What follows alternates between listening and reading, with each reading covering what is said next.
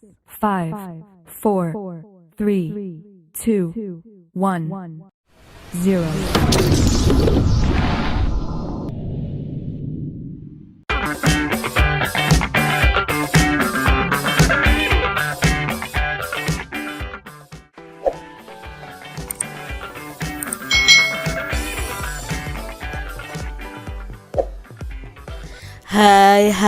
Hai, selamat datang di channel YouTube Kak Citra. Apa kabar adik-adik semuanya? Kak Citra berharap kalian dalam keadaan yang baik, sehat, dan siap untuk belajar ya. Hari ini kita akan belajar bersama-sama untuk mata pelajaran tematik kelas 6. Kita belajar di tema 9, menjelajah angkasa luar, subtema 1, keteraturan yang menakjubkan, pembelajaran yang kelima. Mari adik-adik kita belajar dengan penuh semangat ya. Adik-adik perhatikan kedua gambar berikut ini. Matahari itu terbit di timur dan terbenam di sebelah barat setiap harinya. Tidak pernah berubah hingga kini adik-adik. Apa saja yang kamu amati ketika matahari terbit dan tenggelam? Adakah perbedaan yang kamu lihat atau kamu rasakan ketika kamu menyaksikan peristiwa alam itu? Nah, adik-adik, di sini kita akan pelajari nih bersama-sama. Ada percakapan antara Udin dan Made adik-adik. Buatlah paling sedikit 2 pertanyaan yang berhubungan dengan peristiwa alam tersebut. Nah, mungkin yang pertanyaan yang berhubungan dengan 2 peristiwa alam tersebut adalah apa penyebab terjadinya siang dan malam?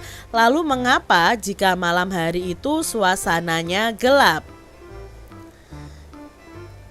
Peristiwa terbit dan tenggelamnya matahari merupakan salah satu peristiwa alam. Nah, kedua peristiwa tersebut menunjukkan keteraturan yang terus berlangsung hingga saat ini. Bersama dengan teman sebangkumu, mungkin kalian bisa berdiskusi bersama nih. Nah, di sini ada beberapa pertanyaan yang akan kita diskusikan bersama-sama adik-adik. Yang pertama, adakah keteraturan peristiwa alam yang kamu amati selain peristiwa matahari terbit dan tenggelam? Tentunya ada adik-adik. Contohnya nih ya, tentang keteraturan peristiwa alam, yaitu planet mengelilingi matahari dalam gerak revolusi pada waktu yang teratur. Misalnya kalau bumi itu kan revolusinya 365,25 hari atau 365/4 hari. Itu juga menunjukkan keteraturan peristiwa alam. Yang kedua, setiap planet itu selalu teratur berputar pada porosnya. Misalnya rotasi planet bumi itu selama 24 jam atau dalam sehari nih adik-adik. Lalu ada keteraturan tentang rasi bintang yang berbeda akan terlihat pada bulan yang berbeda juga. Ini keteraturan yang lainnya ya tentang peristiwa alam. Lalu adik-adik, bagaimana kamu menjelaskan makna keteraturan? Nah, keteraturan menurut Kamus Besar Bahasa Indonesia adalah kesamaan keadaan, kegiatan atau proses yang terjadi beberapa kali atau berulang-ulang atau lebih adik-adik. Itu makna keteraturan menurut Kamus Besar Bahasa Indonesia. Bagaimana keteraturan itu memberikan manfaat kepada manusia?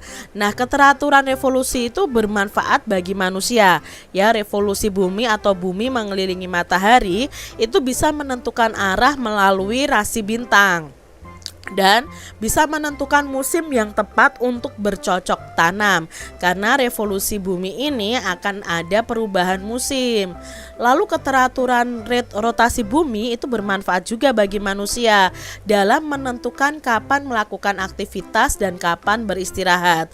Otomatis rotasi bumi ini berhubungan dengan terjadinya siang dan malam.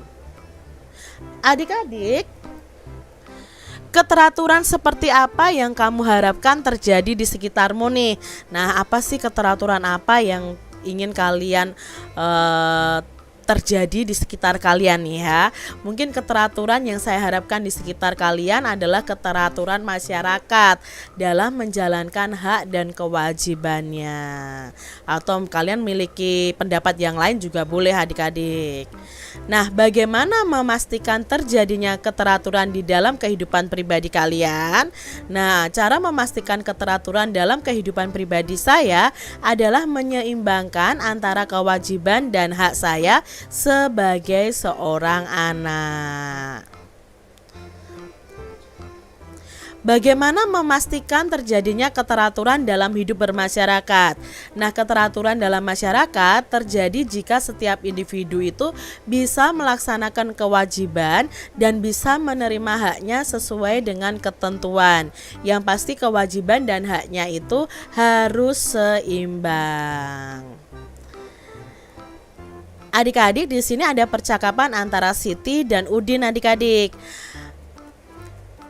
Siti, aku tidak pernah membayangkan apa yang akan terjadi jika matahari tak lagi terbit dari arah timur. Apakah hal itu akan mengubah keteraturan yang sudah ada sebelumnya? Tanya Udin adik-adik. Aku juga tidak pernah membayangkan, Din. Bayangkan jika arah rotasi bumi itu berubah menjadi sebaliknya. Wah, pasti ada hal besar yang akan terjadi jika keteraturan itu berubah, kata Siti.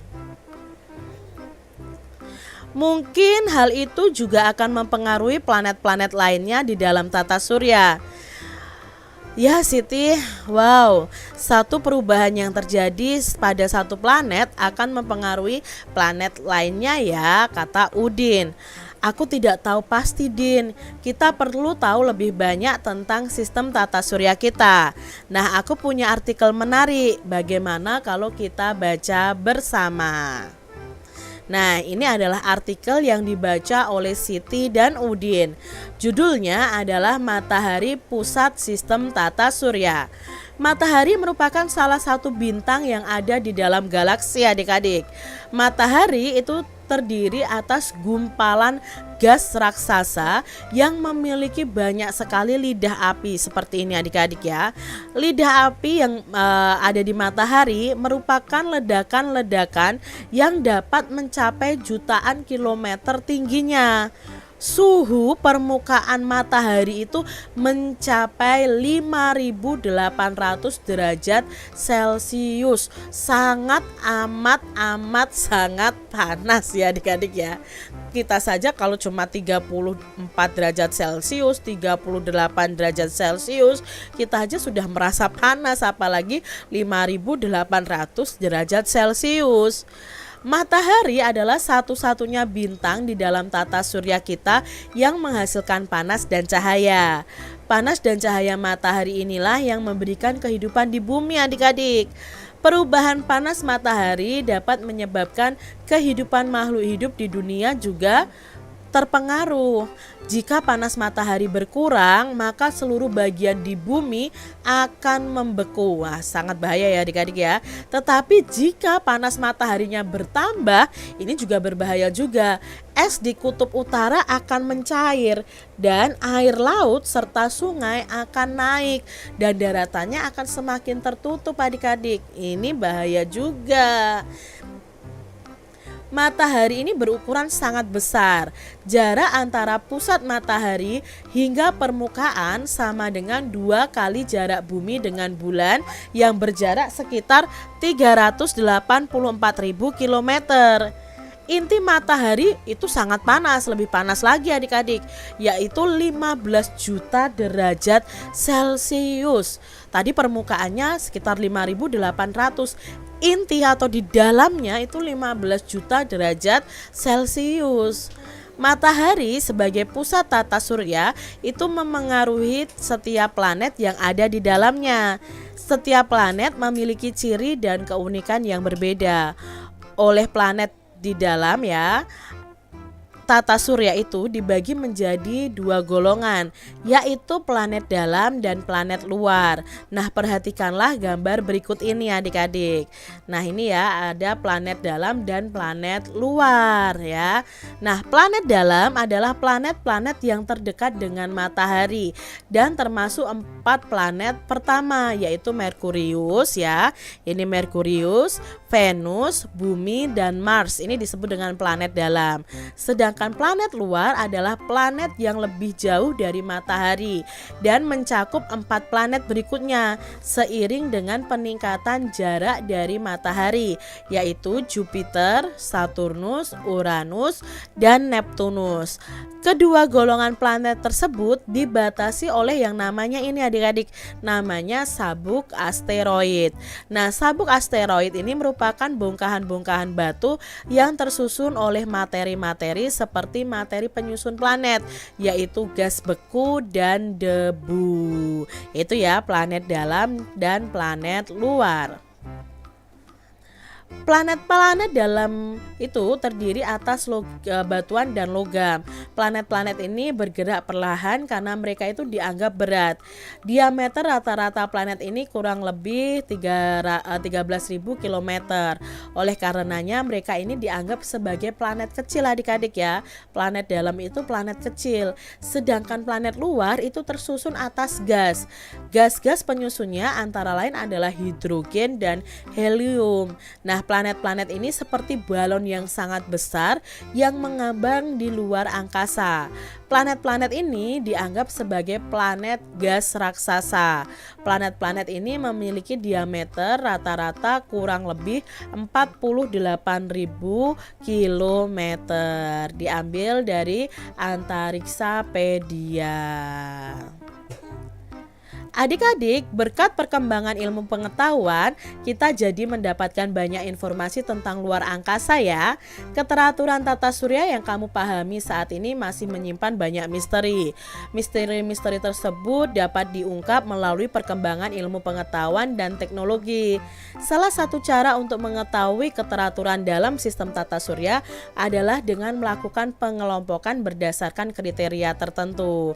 Nah, tadi ya, bacalah kembali nih artikel mengenal tata surya pada pembelajaran 2. Bacaan matahari pusat tata surya juga ada ya. Nah, melalui 2 bacaan tersebut kita dapat melakukan pengelompokan sifat-sifat anggota tata surya. Nah, kita akan kelompokkan bersama-sama anggota tata surya berdasarkan pengelompokan berikut adik-adik. Yang pertama adalah berdasarkan urutan planet dari yang terdekat hingga terjauh dari matahari. Nah, dari yang terdekat ya ada Merkurius, lalu ada Venus, Bumi, Mars, Jupiter, Saturnus, Uranus, dan Neptunus. Ini jaraknya adik-adik dari matahari ke Merkurius itu sekitar 57 juta kilometer. Lalu dari matahari ke Venus itu sekitar 108 juta kilometer, dan yang paling jauh adalah Neptunus, kurang lebih 4.500 juta kilometer dari matahari. Ini kalau diurutkan dari planet yang terdekat dengan matahari sampai yang terjauh. Lalu kalau diurutkan dari planet yang paling kecil ke planet yang paling besar. Nah, planet yang paling kecil adalah Merkurius, lalu ada Mars, Venus, Bumi, Neptunus, Uranus, Saturnus, dan Jupiter. Jupiter ini adalah planet yang paling besar adik-adik. Planet kecil ke planet besar ini biasanya dilihat dari ukuran planetnya, diameter dari ukuran planetnya. Contohnya Merkurius itu diameternya hanya 4.879 km. Kalau Bumi itu sekitar 12.742 km. Yang paling besar adalah Jupiter. Jupiter itu diameternya sekitar 139.820 km. Itu urutan dari planet yang kecil ke planet yang besar. Lalu urutan planet dari yang terpanas hingga terdingin. Nah, urutan planet dari yang terpanas itu malah bukan dari Merkurius yang paling dekat dengan matahari, tetapi malah Venus lah yang paling panas adik-adik. Karena di sini Venus itu mempunyai atmosfer yang bisa menyerap panas dan membuat planet itu sangat panas ya. Jadi di situ bisa mengumpulkan karbon dioksida, bisa mengumpulkan panas, sehingga Venus ini salah satu planet yang paling panas. Dan planet yang terdingin itu adalah planet Neptunus. Mengapa paling dingin? Karena letaknya sangat jauh dari matahari ya adik-adik. Dan biasanya kalau planet yang dingin itu warnanya akan sedikit kebiru-biruan ya.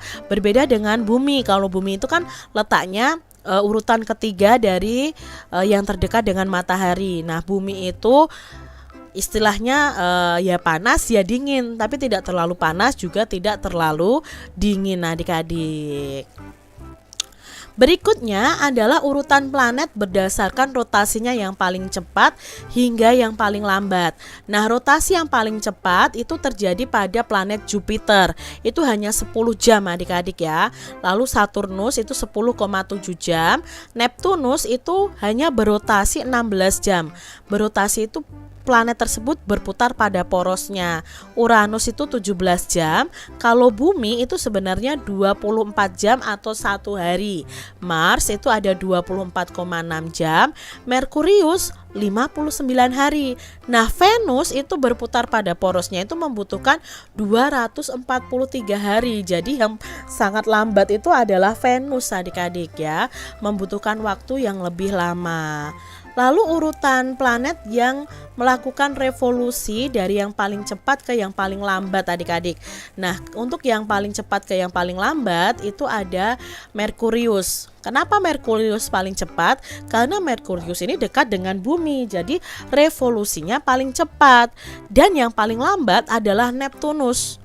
Karena paling jauh dengan matahari adik-adik ya. Dia membutuhkan waktu berapa untuk mengelilingi matahari? Untuk mengelilingi matahari satu putaran penuh, Neptunus itu membutuhkan 164,8 tahun. Nah, kalau bumi itu membutuhkan 1 tahun atau 365, sebenarnya 365 seperempat hari, 365,25 hari. Ya, kalau planet Merkurius sangat cepat mengelilingi matahari. Nah, apa perbedaan dan persamaan antara planet dalam dan planet luar adik-adik? Nah, persamaannya itu sama-sama mengelilingi matahari, berputar pada porosnya dan beredar pada orbit masing-masing, dan merupakan anggota dalam tata surya. Perbedaannya apa planet dalam dan planet luar? Nah, planet dalam ini partikel penyusunnya itu berupa benda padat, ada batuan dan mineral. Nah, gerakannya lambat karena dianggap lebih berat. Diameternya kecil dan berada dalam sabuk asteroid. Berjarak lebih dekat dengan matahari, itu planet dalam. Sedangkan untuk planet luar itu partikel penyusunnya berupa benda gas, yaitu hidrogen dan helium. Nah, gerakannya lambat karena dianggap lebih ringan, diameternya besar dan berada di luar sabuk asteroid. Lalu jaraknya itu lebih jauh ke matahari. Itu perbedaan dari planet dalam dan planet luar.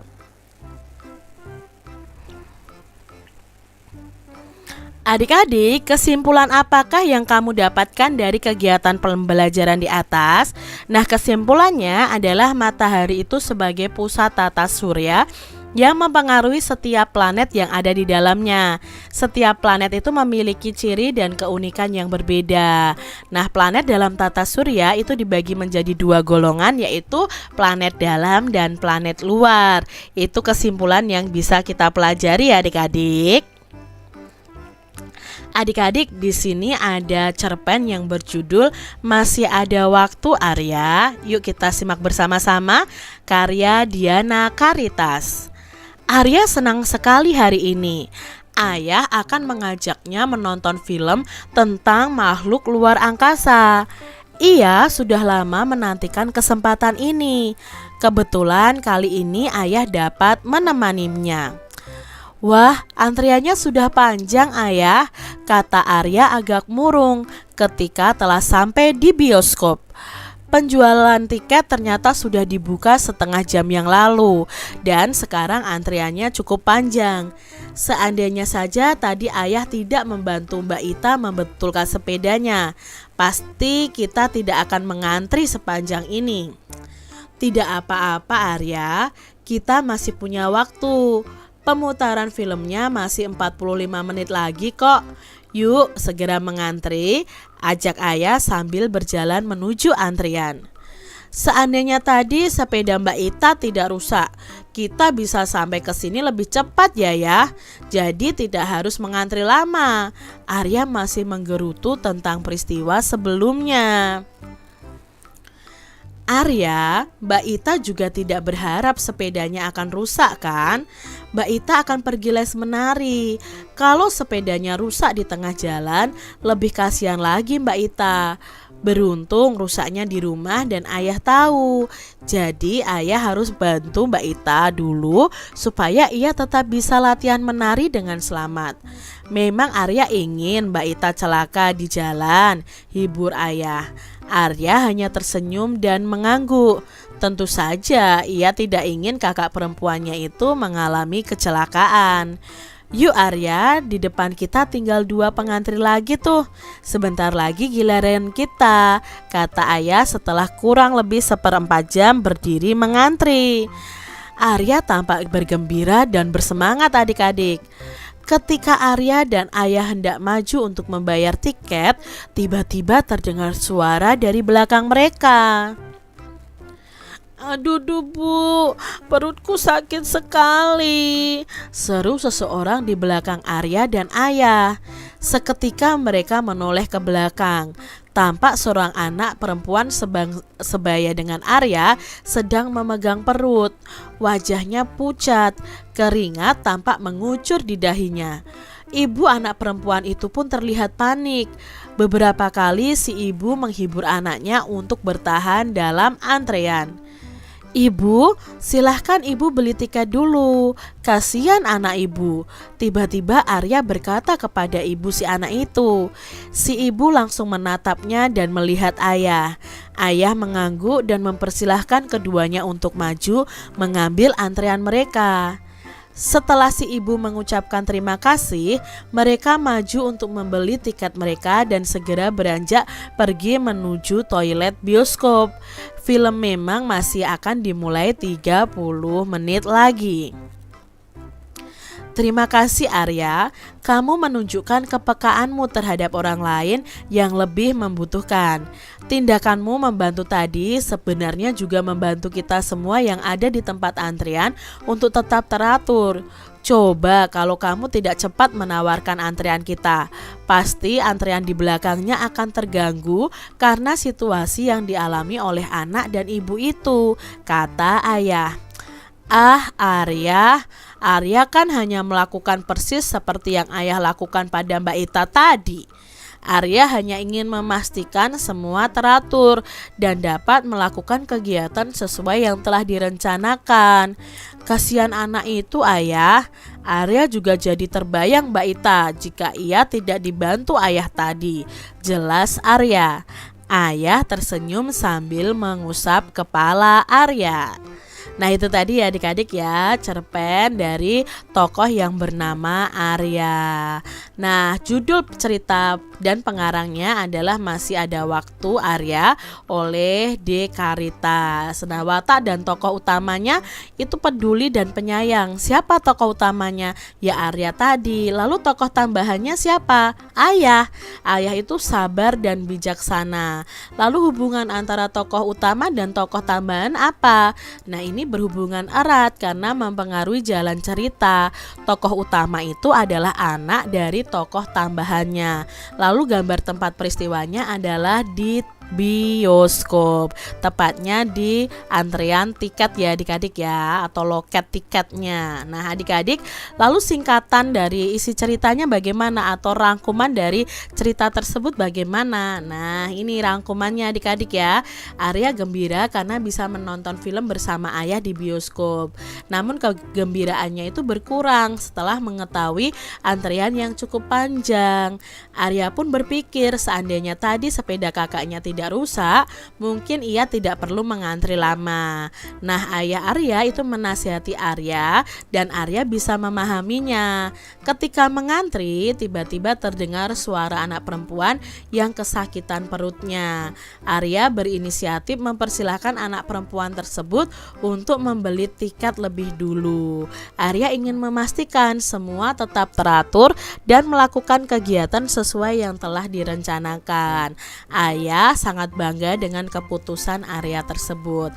Itu inti atau isi dari cerita tadi. Apa yang terjadi jika Arya tidak cepat-cepat mempersilahkan orang di belakangnya tadi mengambil antriannya, adik-adik? Coba lanjutkan cerita di atas dengan menggunakan imajinasimu. Kalian bisa tuliskan hasil pengembangan cerita kalian dalam sebuah paragraf. Misalnya nih adik-adik ya, jika Arya tidak cepat mempersilahkan orang di belakangnya mengambil antrian, tentu saja di bioskop akan timbul kekacauan.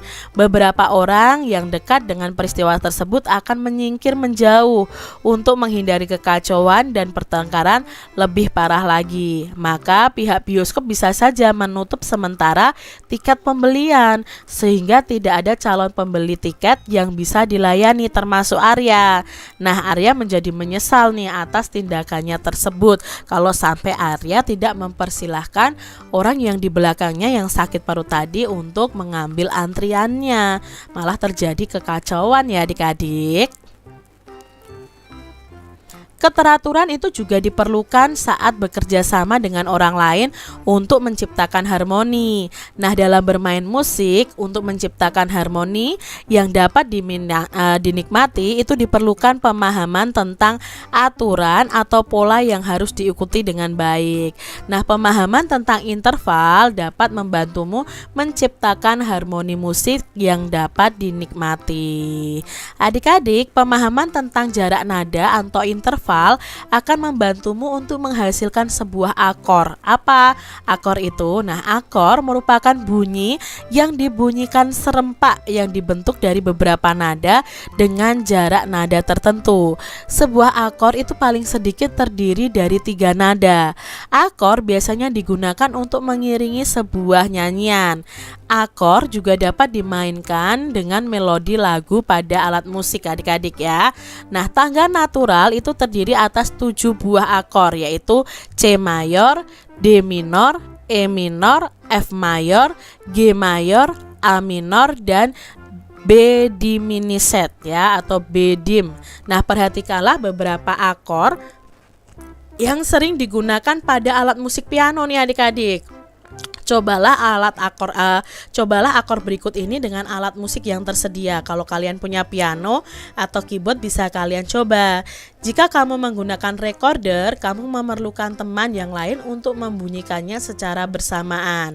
Nah, dengarkan masing-masing bunyi yang dihasilkan. Nah, adik-adik, di sini akor yang bisa kalian pelajari ya adik-adik ya, dari akor C, C7, G, G7, F, F7 ya, A, lalu A minor, A7, D, D minor, D7.